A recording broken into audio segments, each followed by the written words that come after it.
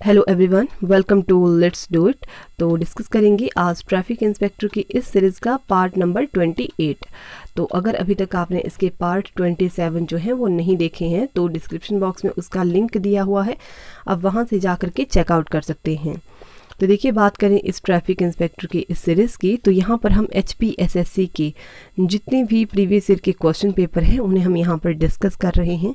तो अगर आप HPSSC के रिगार्डिंग किसी और एग्ज़ाम की प्रेपरेशन भी कर रहे हो तो उसमें भी ये सीरीज़ आपके लिए काफ़ी ज़्यादा हेल्पफुल हो जाएगी। सो चलिए स्टार्ट करते हैं। हमारे पास क्वेश्चन है, कौन से हथियार आर्टिफैक्ट में नहीं पाए गए थे।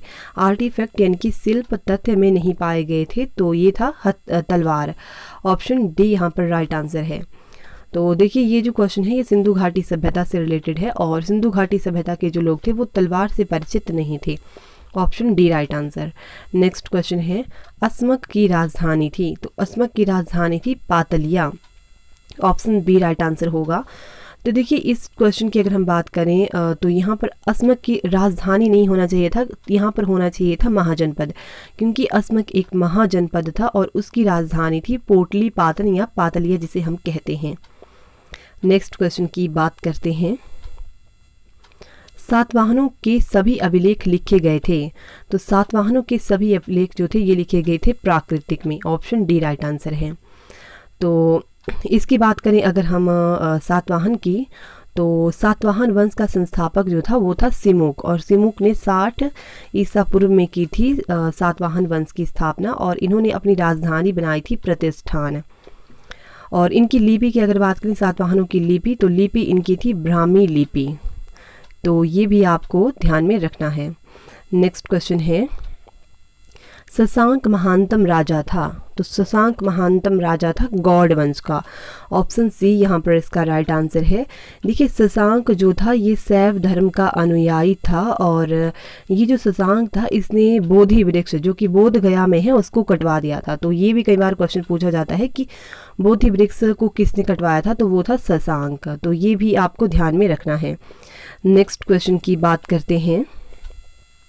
तो यहाँ पर हमारा नेक्स्ट क्वेश्चन है, राजा की दैव्यता पर बल देने वाला दिल्ली का पहला सुल्तान कौन था।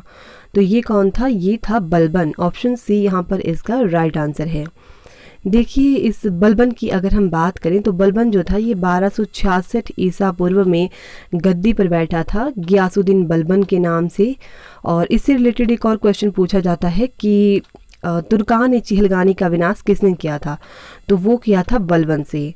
और अच्छा, इससे रिलेटेड हमने एक और क्वेश्चन डिस्कस किया हुआ है जो प्रीवियस वीडियोस में, कि किस राजा को जो है तो दरवेश राजा के नाम से जाना जाता है, तो वो था बलबन। और बलबन जो था इसने आम जनता से वार्तालाप करने से मना किया था। ये वाला क्वेश्चन भी हमने डिस्कस करके रखा हुआ है, तो ये भी पॉइंट्स आपको ध्यान में रखने हैं। नेक्स्ट क्वेश्चन की बात करते हैं, महाराष्ट्र में भक्ति आंदोलन का केंद्र था। तो महाराष्ट्र में भक्ति आंदोलन का केंद्र था Pandharpur. Option C right answer है। देखिए, भक्ति आंदोलन की अगर हम बात करें तो इसकी शुरुआत जो थी वो 6वीं शताब्दी में हुई थी तमिल क्षेत्र से।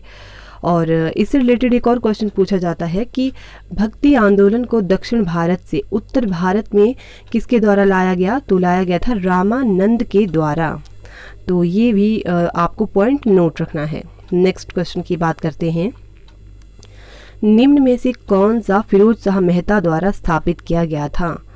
तो फिरोज शाह मेहता द्वारा जो था स्थापित किया गया था बॉम्बे प्रेसिडेंसी एसोसिएशन। ऑप्शन जो है यहाँ पर डी इसका राइट आंसर है। और इंडियन एसोसिएशन की अगर हम बात करें तो इंडियन एसोसिएशन की स्थापना जो थी सुरेंद्र नाथ बनर्जी और आनंद मोहन बोस ने की थी 1876 में।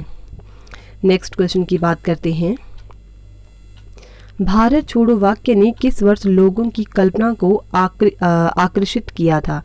तो ये था 1942। ऑप्शन ए यहाँ पर इसका राइट आंसर है। नेक्स्ट क्वेश्चन है, गर्डल ऑफ फायर इसके चारों ओर ज्वालामुखियों के वलय को संदर्भित करता है। तो ये है प्रशांत महासागर, इसका राइट आंसर हो जाएगा ऑप्शन ए।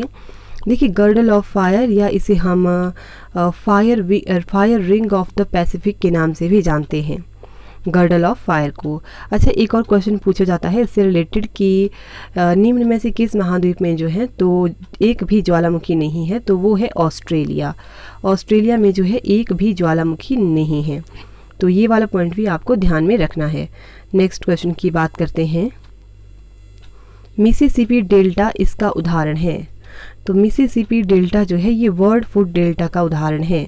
ऑप्शन बी यहाँ पर इसका राइट आंसर है। देखिए मिसिसिपी रिवर जो है ये है उत्तरी अमेरिका में, तो ये भी आपको ध्यान में रखना है। नेक्स्ट क्वेश्चन की बात करते हैं।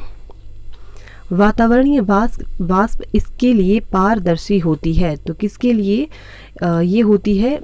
ऑप्शन जो है यहाँ पर ए इसका राइट आंसर है, incoming solar radiation. Option A यहाँ पर राइट आंसर है, आने वाली सौर विकिरण। तो वातावरणीय वाष्प जो है किसके लिए पारदर्शी होती है? इनकमिंग सोलर रेडिएशन के लिए। Option A right answer. Next question है, किसी तरंग के द्रोणिका और श्रृंग के बीच ऊर्ध्व दूरी कहलाती है, तो ये क्या कहलाती है? ये कहलाती है वेव हाइट, तरंग ऊंचाई। Option B right answer. Next question की बात करते हैं। टैगा डैश में पाए जाने वाले शंकुधारी वनों की भौगोलिक पट्टी है, तो किसकी? टुंड्रा के दक्षिण। ऑप्शन बी यहाँ पर इसका राइट आंसर हो जाएगा। टैगा जो है टुंड्रा के दक्षिण यानी कि साउथ ऑफ टुंड्रा में पाए जाने वाले शंकुधारी वनों की भौगोलिक पट्टी है। ऑप्शन बी यहाँ पर राइट आंसर है। नेक्स्ट क्वेश्चन है, नाथुला और जलेपला अवस्थित हैं, तो नाथुला और जलेपला जो है ये कहाँ पर है? ये है सिक्किम में। ऑप्शन डी यहाँ पर राइट आंसर है। देखिए इससे रिलेटेड एक और क्वेश्चन पूछा जाता है कि चुंबी घाटी जो है वो कहाँ पर है, तो चुंबी घाटी है सिक्किम में। और कंचनजंगा कहाँ पर है, तो कंचनजंगा भी पड़ती है सिक्किम में। नेक्स्ट क्वेश्चन की बात करते हैं। सो हमारा नेक्स्ट क्वेश्चन है, कौन सी पहाड़ियाँ राजपीपला पहाड़ियों और अमरकंटक पठार के बीच पड़ती हैं, तो ये कौन सी पहाड़ियाँ हैं? ये है महादेव पहाड़ियाँ। ऑप्शन जो है यहाँ पर ए इसका राइट आंसर है। सो आज के लिए हम इतने ही क्वेश्चन को डिस्कस करेंगे, अब हम नेक्स्ट वीडियो में मिलेंगे। Thank you so much.